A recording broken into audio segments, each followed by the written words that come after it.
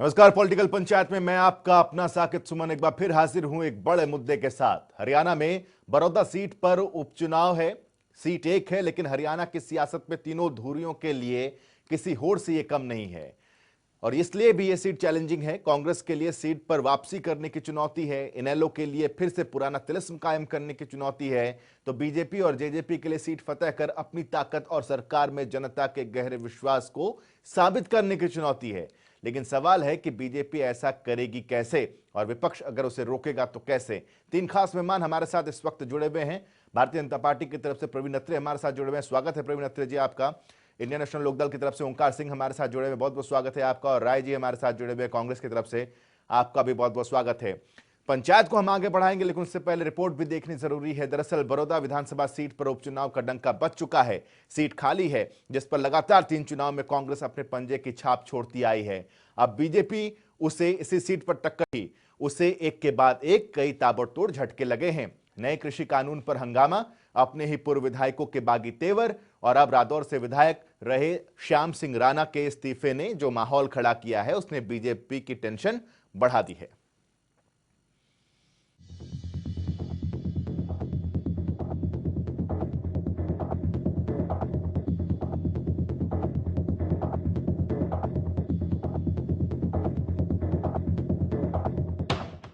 हरियाणा के जाट फील्ड की गोद में बसा बड़ौदा विधानसभा सीट पर चुनावी बिगुल बच चुका है। मुकाबले में उतरने से पहले कांग्रेस के अंदाज ओवर कॉन्फिडेंस से भरे दिख रहे हैं, तो उधर बीजेपी और जेजेपी मुकाबले में उतरने से पहले ही छलनी छलनी दिखाई दे रही है। केंद्र के कृषि कानून पर प्रदेश में उपजा हंगामा, उस पर बीजेपी ने अपने ही कुछ पूर्व विधायकों के बागी तेवर और अब रादौर से बीजेपी के ही पूर्व विधायक रहे श्याम सिंह राणा के इस्तीफे ने पार्टी को जोरदार झटका दिया है। तो मैंने ये कहा था उस समय, यही लिटमस टेस्ट हो जाएगा। वो भी इस्तीफा दे के आ जाए, मैं भी इस्तीफा दे के जाता हूँ, दोनों बड़ौदा से लड़ लेते हैं, लोगों को फैसला कर लेंगे। हुआ कि नहीं हुआ, तो मैं उस पर अब भी कायम हूँ। चुनाव से ठीक पहले सत्तारूढ़ दल के सामने जिस तरह के हालात बनते दिख रहे हैं, उसे चुनावी नजरिए से ठीक नहीं माना जा रहा। पॉलिटिकल एंगल से नाक की लड़ाई बनी बड़ौदा की सुपर हॉट सीट, जहां बीजेपी और जेजेपी गठजोड़ के लिए चैलेंजिंग बनती जा रही है, वहीं इससे विपक्षी दल के हौसले बुलंद दिख रहे हैं। आमतौर पर जो समस्याएं आज की वर्तमान की वो सॉल्व नहीं हो रही। किसानों की समस्या एक बहुत बड़ी समस्या है, राष्ट्रीय हित की समस्या है, प्रदेश की भी समस्या है, हमारे विशेषकर हरियाणा की, पंजाब की। इन चीज़ों को देखते हुए आज टीम निकली मंडी के अंदर बोली नहीं हो रही। ये सरकार का पहले से इंतजाम होना चाहिए था और किसान परेशान है, क्योंकि हम किसान होने के नाते से पहले किसान है, फिर जाके सरकार चाहिए। बड़ौदा सीट हरियाणा के जिस पॉलिटिकल बेल्ट पर मौजूद है, वहां का सियासी गणित आसान नहीं है। 2019 के विधानसभा चुनाव में बीजेपी जब सोनीपत की राई और गन्नौर सीट पर फतह करने में सफल रही, उस वक्त भी बड़ौदा सीट पर बीजेपी दूसरे नंबर की पार्टी बन पाई थी। अगर आंकड़ों पर नजर डालें तो 2019 के चुनाव में विजय रहे कांग्रेस के श्री कृष्ण हुड्डा को 34.67% वोट हासिल हुए थे, जबकि दूसरे नंबर पर बीजेपी के योगेश्वर दत्त को 30.73% वोट हासिल हुए थे। यहाँ तीसरे पायदान पर जेजेपी के उम्मीदवार भूपेंद्र मलिक रहे, जिन्हें 26.45% मत हासिल हुए थे। यहाँ कांग्रेस और बीजेपी के बीच मतों का अंतर बेहद कम था। 2019 के चुनाव परिणाम के बाद बीजेपी और जेजेपी के बीच गठजोड़ भी हुआ। बड़ौदा सीट पर दूसरे और तीसरे पायदान पर रही बीजेपी और जेजेपी के वोट परसेंटेज का योग देखा जाए तो इन्हें कुल 57% से ज्यादा वोट हासिल हुए थे।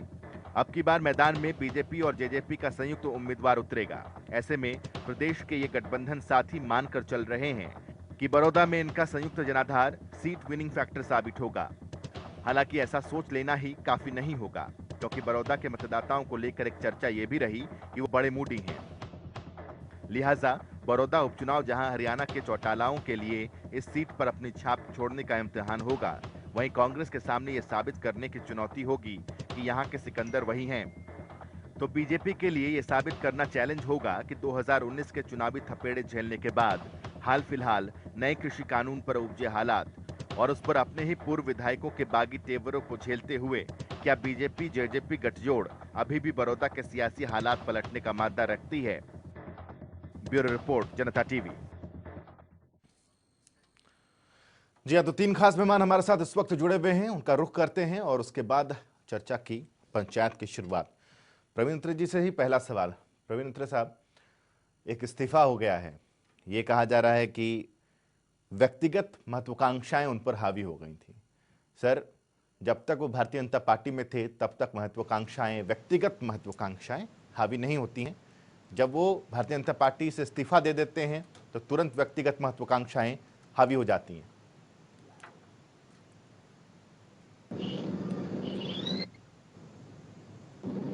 सबसे पहले देश, उसके बाद पार्टी और उसके बाद व्यक्ति। लेकिन जब व्यक्ति अपने आप को पार्टी से बड़ा समझना शुरू कर दे, जब व्यक्ति पार्टी के सिद्धांतों के ऊपर अमल ना करे, तो उसकी गति वही होती है जो आपने श्याम सिंह जी की देखी है। आपने देखा होगा पिछले काफी समय से पार्टी ना तो किसी मीटिंग में ना किसी प्रोग्राम में उनको बुलाती थी। ये आप लगातार देख रहे थे और ये स्थिति बनी कि उनको इस्तीफा देना था, जो अध्यक्ष ने तुरंत स्वीकार कर दिया। 2019 के विधानसभा चुनाव में पार्टी ने जिस उम्मीदवार को, क्या प्रवीण मित्र जी आप ये कहना चाह रहे हैं, ये तो उसका प्रवीण मित्र जी आप ये कहना चाह रहे हैं कि उनको हाशिए पर पहले ही आप लोगों ने ढकेल दिया था? क्योंकि वो अपने आप को पार्टी से बड़ा समझने लगे थे। 2019 के विधानसभा चुनाव में कर्णदेव कंबोज की उनको मदद करनी चाहिए थी, जिसमें वो नाकामयाब रहे, ये आपने भी देखा। तो इतने समय तक उनको क्यों झेल रहे थे आप लोग? उम्मीदवार बना दिया, बाकी सभी का कर्तव्य बनता है उस अधिकृत उम्मीदवार की मदद करना। और जो व्यक्ति उसमें नाकामयाब रहा और जो व्यक्ति स्वयं को पार्टी से बड़ा समझने लगा, जो पार्टी के सिद्धांतों के साथ समझौता करने लगा, स्वाभाविक है पार्टी को ऐसे व्यक्ति की जरूरत नहीं रहती। इसलिए पार्टी ने प्रोग्राम मीटिंग्स में उनको इनवाइट करना बंद कर दिया था। उनके पास कोई दूसरा रास्ता नहीं था। तो एक्शन इस्तीफा देना था। अनुशासनात्मक कार्रवाई तो तभी होनी चाहिए थी जब वो कर्णदेव कंबोज के लिए नहीं कर पाए थे, तभी कार्रवाई होनी चाहिए। देखिए, अनुशासनात्मक कार्रवाई तब होती है जब व्यक्ति अनुशासन तोड़े, जो व्यक्ति स्वयं को पार्टी से बड़ा कर समझना शुरू कर दे, जो व्यक्ति पार्टी के समझने और होने में तो फर्क होता है ना प्रवीण मित्र साहब। क्या कह रहे हैं साकेत आप? मैं ये कह रहा था कि समझने, अगर पार्टी से बड़ा वो समझ रहे थे तो समझने और होने में फर्क है। पार्टी को अनुशासनात्मक कार्रवाई करके उनको बता देना चाहिए था तभी कि देखिए श्याम सिंह राणा जी, आप पार्टी के कार्यकर्ता हैं, कार्यकर्ता की तरह रहिए, पार्टी के लीडर और पार्टी के सर्वे सर्वा बनने की कोशिश मत कीजिए। देखिए साकेत, पार्टी ने उनको जिलाध्यक्ष बनाया, पार्टी ने उनको विधायक बनाया, पार्टी ने उनको चीफ पार्लियामेंट्री सेक्रेटरी बनाया, इतना सम्मान दिया। उसके बावजूद अगर कोई व्यक्ति अपने आप को पार्टी से बड़ा समझना शुरू कर दे, तो ऐसे व्यक्ति की ऐसी गति होना स्वाभाविक है। ठीक है, चलिए जरा कांग्रेस का रुख कर लेते हैं। आप लोग 2 तारीख से तैयारी कर रहे हैं राय सिंह जी कि ट्रैक्टर यात्रा निकालेंगे। आरोप ये लग रहा है कि किसानों से कोई लेना देना नहीं है आप लोगों को। मुख्यमंत्री ये आरोप लगा रहे हैं कि कोई लेना देना किसानों से नहीं है, सिर्फ और सिर्फ अपनी राजनीतिक रोटी सेकने के लिए आप लोग किसानों के कंधे पर सवार हो गए हैं। साकेत जी, इस मुद्दे को लेकर आपने अपने डिबेट रखी है। आपने कहा कि बड़ौदा उपचुनाव प्रदेश की राजनीतिक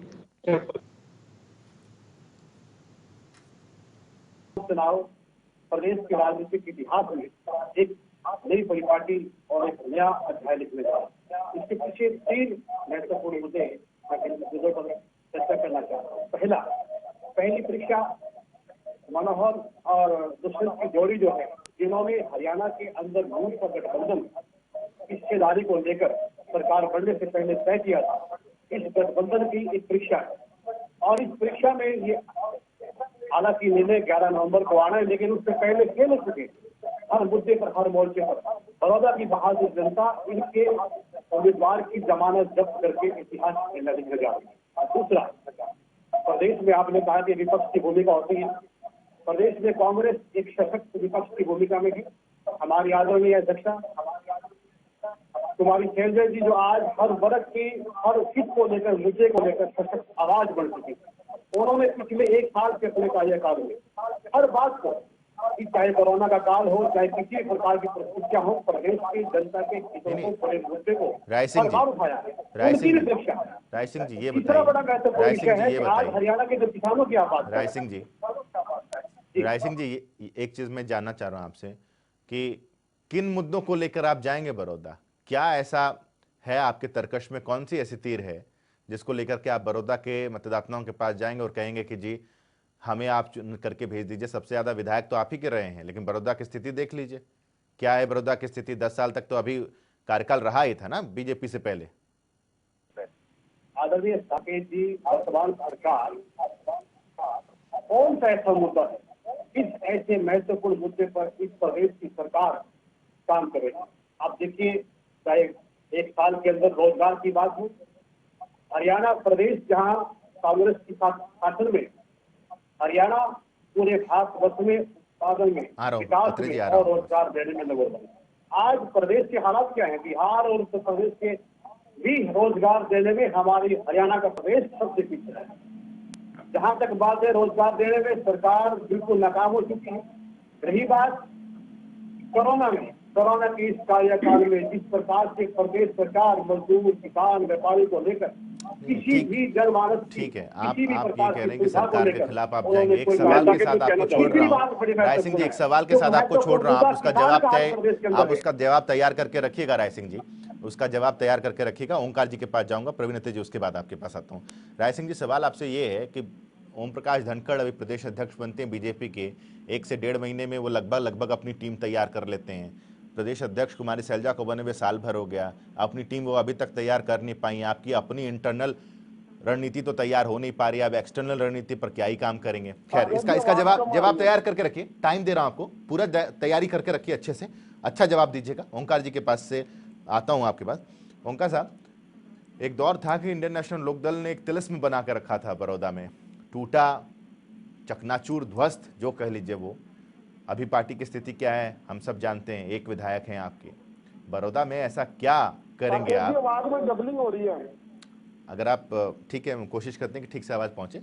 फिर भी सवाल ये है कि ऐसा क्या करेगी इंडियन नेशनल लोकदल कि बड़ौदा का मतदाता इनेलो के उम्मीदवार को जिताएगा? साकेत जी मैं बताना चाहूंगा कि अब मतदाता जो पहले गलतियां कर चुका वो गलती करने वाला नहीं है। बड़ौदा का मतदाता बहुत ही जागरूक है। 2009 से लेके 2019 तक कांग्रेस का विधायक रहा। इन्होंने क्या वहां पे कोई कार्रवाई करी? जो शुगर मिल लगाई वो इनेलो ने लगाई। अब की सड़कें और नालियां बनी हुई, अब तक वही बनी हुई है। पिछले 6 साल से प्रदेश में बीजेपी की सरकार है, इसमें बीजेपी ने क्या हल किया? कोई हल नहीं किया। वहां पे कोई समस्या का आज तक एक सरकारी कॉलेज नहीं खोल सके। और दूसरा मैं कहना चाहूंगा कि बड़ौदा में इंडियन नेशनल लोकदल का पारिवारिक संबंध है। बड़ौदा हमारे लिए हल्का नहीं, हमारा परिवार है। 54 के 54 गांव में चौधरी अमर सिंह चौटाला जी पिछले 3 महीने से लगे हुए हैं, अर्जुन चौटाला जी लगे हुए हैं। हमारा हर घर में संपर्क है। इंडियन नेशनल लोकदल का एक घर रहा है और अपना इस बार भी चुनाव में इंडियन नेशनल लोकदल इसमें विजयी होके आएगी। जहां तक बीजेपी और जेपा का गठबंधन का सवाल है, कांग्रेस इन्होंने किसान विरोधी 3 बिलों से आज पूरे देश का किसान सड़कों पे है, लेकिन किसी को कोई परवाह नहीं। इनको ये नहीं पता कि भारत में लोकतंत्र है, राजतंत्र नहीं है। यहाँ राजा माँ के लोगों को कितनी परवाह है? लोग बनाते हैं और जो भी कानून बनाने चाहिए जनता के खड़े उतरने चाहिए। इन्होंने जो 3 कानून बना दिए, किसान विरोधी कानून, आज पूरा देश जो सड़कों के ऊपर है। किसान इनको, क्योंकि बड़ौदा हल्का मुख्य रूप से ग्रामीण हल्का है और यहाँ का किसान मन बना के बैठा है। यहाँ के नेताओं को वहाँ पे अंदर घुसने तक नहीं देने का मूड बना के बैठे हैं। क्या मन बना के बैठा है? मतदाता से जबरदस्ती वोट नहीं लिए जा सकते। क्या मन बना के बैठा है ये भी बता दीजिए ना। मतदाता इस बार क्या मन बनाकर, ये देखिए, जब इनके मुख्यमंत्री हमारे खट्टर साहब वहां गए थे, ओंकार साहब आपने कहा कि मतदाता मन बना के बैठा है, तो वही तो मैं पूछ रहा हूँ आपको इतना पता है कि मन बना के बैठा है, तो क्या मन बना के बैठा है ये भी पता होगा ना आपको, वो बता दीजिए। मन बना के बैठा है जी, इस बार इनेलो की 100% सीट निकलेगी और बीजेपी और जेपा की वहां जमानत जब्त होने वाली है जी। और ऐसा ही मन जो बना के बैठा है, प्रवीण अत्रे जी को भी ये पता है कि बीजेपी को जिता रहे, राय सिंह जी को ये पता है कि कांग्रेस को जिता रही। सबको मन की पता है, सबको मन की पता है, मतदाताओं के मन की हर राजनीतिक दल को पता है। कोई निर्दलीय अगर उतरेगा ना इस बार, उसको भी पता होगा कि जो यहाँ के मतदाता है उसके मन में उसी को जिताना है। खैर प्रवीण अत्रे जी, प्रवीण अत्रे जी, आंकड़े दिखाएंगे। ठीक है ओंकार जी लौट रहा हूँ, ओंकार जी लौट रहा हूँ। जो बाकी के काउंटर क्वेश्चंस हो चुके हैं प्रवीण अत्रे जी, उसका भी जवाब दीजिएगा। और एक सवाल ये है, आज भूपेंद्र सिंह हुड्डा ने कहा कि यही लिटमस टेस्ट हो जाए, मुख्यमंत्री इस्तीफा देकर के बड़ौदा आ जाए, मैं भी इस्तीफा देकर बड़ौदा आ जाता हूँ, लोकप्रियता चेक हो जाएगी कि किसकी कितनी है। देखिए साकेत, भूपेंद्र सिंह हुड्डा ने जो बात कही लिटमस टेस्ट, बिल्कुल लिटमस टेस्ट तो वो कांग्रेस के लिए है।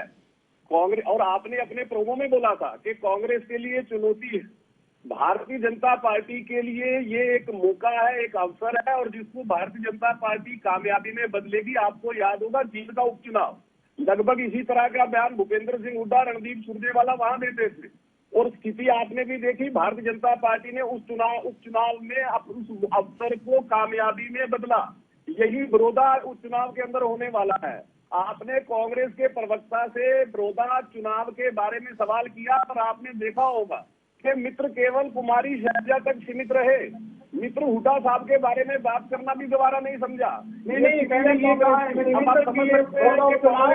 मुद्दों पर लड़ जाएगा। सरकार की शिक्षा होगी, सरकार शिक्षा में फेल होगी, और सरकार की जवाब होगी। मैंने ये कहा कि कांग्रेस राय सिंह जी सुन लीजिए एक बार, हमारे राय सिंह जी सुन लीजिए, उसके बाद उनकी जो कार्यशैली है उनको जनता विश्वास व्यक्त करती है। बड़ौदा उपचुनाव में राय सिंह जी एक बार सुन लीजिए पूरा, इनको चुप कराओ, मैं ऐसे डिबेट नहीं कर सकता जो बीच में चिल्ला-चिल्ली करे। ठीक है राय सिंह जी सुन लीजिए, फिर काउंटर कीजिए। बड़ौदा के बारे में पूछा, आपने वही सवाल किया इंडियन नेशनल लोकदल से। लगातार इलाके की चौधर के नाम पे वोट मांगते रहे भूपेंद्र सिंह हुड्डा, लेकिन चौधर किसकी बनी? हुड्डा परिवार की। हुड्डा स्वयं इलोई से विधायक, पुत्र को एमपी लड़वा दो, श्रीमती जी को बड़ौदा लड़वा दो, और अब देखिए किया क्या। लेकिन 10 साल जिस वक्त भूपेंद्र सिंह हुड्डा मुख्यमंत्री रहे साकेत, इस इलाके की जनता को पीने का स्वच्छ जल तक मुहैया नहीं करवा सके भूपेंद्र सिंह हुड्डा। भारतीय जनता पार्टी की सरकार बिल्कुल झूठ बोल रहे हैं कूप थे, हमने लगाए। इन्होंने पिछले 7 साल के अपने कार्यकाल में 10% की बड़ौदा में विकास नहीं करवाया, जबकि हरियाणा प्रदेश में जब कांग्रेस की सरकार रही तो बड़ौदा के जो विकास के आधारभूत ढांचे में सरकार ने आगे बढ़ाया, ये काम नहीं कर पाए। आज बड़ौदा की जनता इनके नेताओं को वहाँ पर घुसने से मना कर दिया है। इनके लिए कृषि मंत्री का घेराव किया गया है, और बड़ी मुश्किल से राय सिंह जी आपके पास आ रहा हूँ मैं, प्रवीण अत्रे जी के बाद आप ही के पास आ रहा हूँ, थोड़ा सा सब्र रखिए। राय सिंह जी थोड़ा सा सब्र रखिए, तुरंत आ रहा हूँ आपको। क्या फायदा इस चर्चा का? हाँ प्रवीण अत्रे जी बोलिए। दूसरी बात, कभी इंडियन नेशनल लोकदल के प्रवक्ता कहते थे कि कांग्रेस ने सड़कें नहीं मुहैया, बिल्कुल सही कहा उन्होंने। भूपेंद्र सिंह हुड्डा 10 साल इस इलाके को सड़कें तक नहीं दे सके। भारतीय जनता पार्टी की सरकार बनी, मनोहर सरकार बनी, मार्केटिंग बोर्ड ने 87 किलोमीटर की नई सड़कें बनाई, 66 किलोमीटर की सड़कों की मुरम्मत की। अभी भी मार्केटिंग बोर्ड ने 31 किलोमीटर की नई सड़कें और 86 किलोमीटर की सड़कों की मुरम्मत का प्रस्तावित किया हुआ है। पीडब्ल्यूडी के जरिए 221 किलोमीटर की सड़कों की मुरम्मत की और 45 सड़कें नई यहाँ पे बनाई गई। तो 10 साल में भूपेंद्र सिंह हुड्डा इस हल्के को अब जरा राय सिंह जी के पास चलते हैं, सड़कें दे सके। राय सिंह जी के पास देखिए किसान, ये सारा ठीक है अत्रे जी होल्ड कीजिए प्लीज, किसान अत्रे जी बहुत बाहुल्य के अंदर है, ठीक है ग्रामीण क्षेत्र है, ठीक है बिजली राय सिंह जी के पास चलते हैं। राय सिंह जी बोलिए, राय सिंह जी बोलिए। दो मुद्दे हो गए, एक तो मेरा सवाल है और दूसरा प्रवीण अत्रे जी का काउंटर है आपके लिए। ठीक है प्रवीण अत्रे जी। साकेत जी आपने सवाल मेरे से किए हैं, पहला सवाल कांग्रेस का संगठन कैसे बनेगा। 45 किलोमीटर साकेत जी आपको बताना चाहता हूँ कि हमारे हरियाणा के प्रभारी क्षेत्र को लगातार 3 दफा जिले में आ चुके हैं। उन्होंने साफ किया है कि कांग्रेस इधर ही सभी हरियाणा प्रदेश के बड़े नेताओं से सलाह मशवरा करके जो जमीन पर मजबूत साथी कांग्रेस के कार्यकर्ता हैं उन सबको संगठन में जगह मिलेगी। क्योंकि अभी आपने देखा कि अखिल भारतीय कांग्रेस कमेटी का संगठन राष्ट्रीय स्तर पर बना है, तो अगली परिपाटी में कब मिलेगी? अगले विधानसभा चुनाव के वक्त। उससे पहले बड़ौदा उपचुनाव आया है और मेरे मित्र कह रहे हैं कि बड़ौदा उपचुनाव में सड़कें बनी है। मैं कहना चाहता हूँ कि कांग्रेस की सरकार में जो वहाँ पर सड़कें, वहाँ पर आधारभूत ढांचा मजबूत हुआ था, आप उसको 10% विधानसभा चुनाव में भी 2019 के विधानसभा राय सिंह जी कोई आंकड़ा हो तो रख दीजिए जरा प्रवीण अत्रे जी के सामने, इंडियन नेशनल लोकदल के सामने कोई आंकड़ा अगर हो, आप लोगों ने क्या क्या किया था 10 साल में तो रख दीजिए। इनका आंकड़ा हमेशा से इनकी हार के रूप में परिभाषित है। ठीक है ना, तो सर आपका आंकड़ा होगा ना कोई, आप अपना आंकड़ा रख दीजिए, इनका आंकड़ा छोड़िए ना।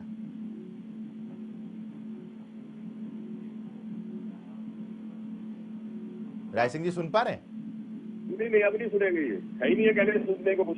झूठ कब तक चलता है? अग्नि जी, प्रदेश का किसान आपको सुनने के लिए बैठा है। 10 नवंबर को परिणाम आएंगे तो अग्नि जी हमारा मिलेंगे। आप देखिए 3 नवंबर को इस प्रदेश का किसान आपके सारे विकास का हिसाब देगा। आपके सारे काले अच्छा राय सिंह जी, राय सिंह जी, राय सिंह जी, ठीक है, राय सिंह जी एक चीज और बता दीजिए, राय सिंह जी एक चीज और बता दीजिए, राय सिंह जी, राय सिंह जी एक चीज और बता दीजिए, राय सिंह जी एक सेकंड, राय सिंह जी, जींद उपचुनाव की तरह, राय सिंह जी जींद उपचुनाव की तरह बड़ौदा उपचुनाव में भी किसी का कांटा निकलेगा क्या?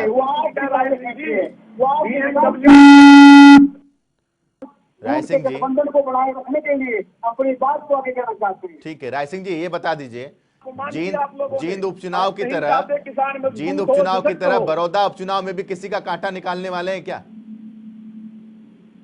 देखिए कांटा निकलेगा बनवाला खट्टर जी का और दुष्यंत की जोड़ी का।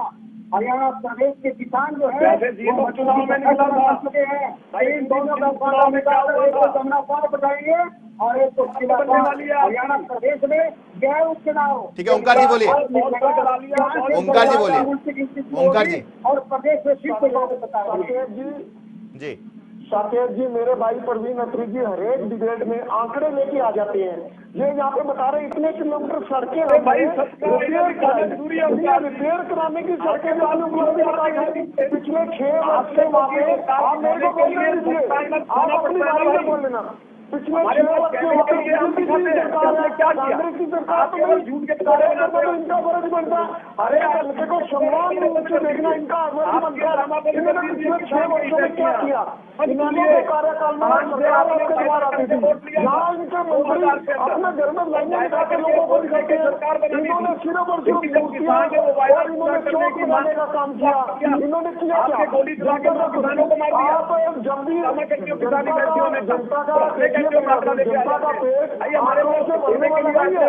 आप अपनी उपलब्धि दिखाते हैं। आप बताइए आपने आधारभूत संरचना में क्या काम किया?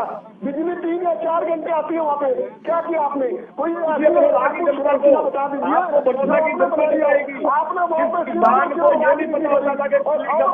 आप सिर्फ जनता को यह दिखाना चाहते हो कि आप सरकार के साथ जाओगे, विरोध में जाओगे, ऐसे वोट नहीं दे सकती जनता। आपके हालात 1 बार 2 बार कर सकती, इस बार नहीं जनता जागरूक हो रही है। अतर जी जो अनपढ़ पटवारी, अच्छा ओंकार जी एक सेकंड रुकिए, ओंकार जी एक सेकंड रुकिए,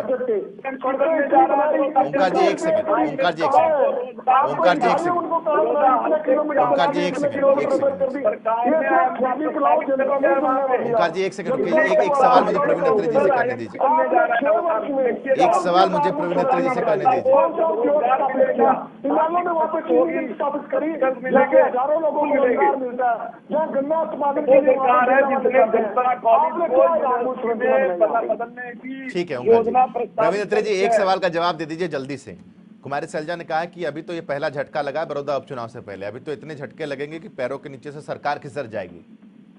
लेकिन जहां तक कुमारी शैलजा जी की बात है, अभी तक तो कुमारी शैलजा जी भूपेंद्र सिंह हुड्डा साहब के साथ और रणदीप सुरजेवाला के साथ लड़ने में व्यस्त है। कुमारी शैलजा अभी तक स्थिति में नहीं है कि वो अपनी संगठन को खड़ा कर ले, वो स्थिति में नहीं है कि अपनी टीम तैयार कर ले। आप ये देखिएगा इस चुनाव के बाद स्थिति कांग्रेस लगभग प्रदेश से खत्म हो चुकी होगी।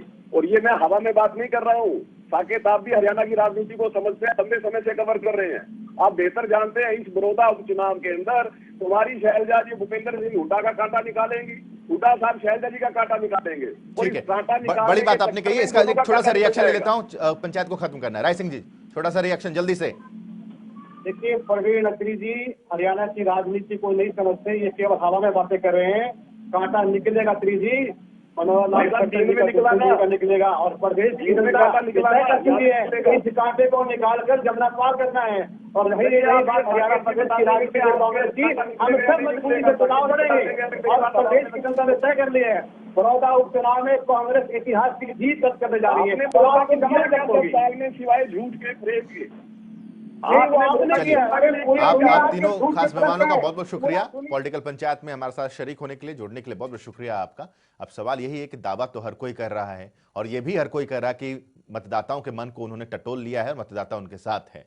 अब ये 3 तारीख को जब सब कुछ कैद हो जाएगा, सबकी किस्मत कैद हो जाएगी और उसके बाद जब परिणाम निकलेगा तब यह देखना दिलचस्प होगा कि मतदाताओं के मूड में, उनके मन में क्या है। आज की पेशकश में इतना ही, छोटा सा ब्रेक, खबरों का सिलसिला लगातार जारी।